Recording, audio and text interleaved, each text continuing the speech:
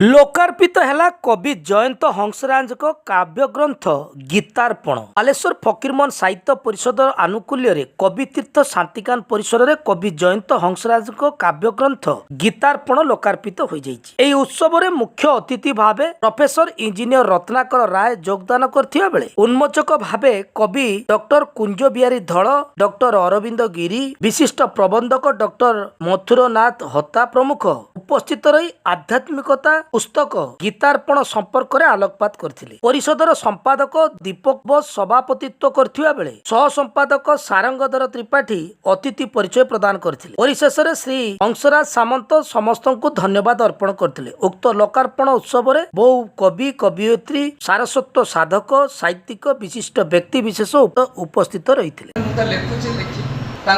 टिके संशोधन करिवार मते बोधे मिलिथिला समय के पांडुलिपिटी 19 मसिया मते देइथिले किछि दिन रखिथिले किछि तो संशोधन करि देइछि ता टिके सांगीतिक क्षम हेइ परिबो केते गुडे शब्द को एपट सेपट करि देइछि तथापि पढिला बेले पुणी देखिली प्रकाश पाया परे आउरी किछि संशोधन आवश्यकता थिला एवं मु खूब तरबर एटा करि देइछि हम खेल भाबर ठीक संशोधन नुहे गोटे नुआ उपाय बाहर करी कहले भारत भूषण केते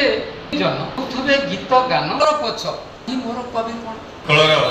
जे केतेक वरण्य कवि और लेखक मानकर शुद्ध लेखनी मुनरु निश्रुत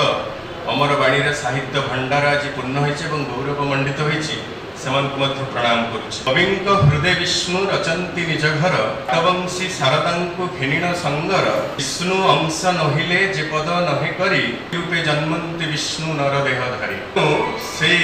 परम सत्ता से विष्णु हंतु बा कोनोसी धर्मीय चेतना हंतु जे कोनोसी धर्मीय चेतना भीतर को जाउ नै परम चेतना बा परम प्रेरणा जदि हृदय न निश्चित आपण कविता लेखंतु बा जे कोनोसी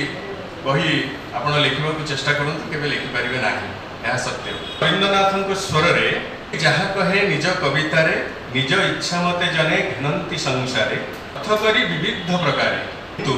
सबु कवितार शेष अभिप्रेत निवेदित सदा तुम ठारे।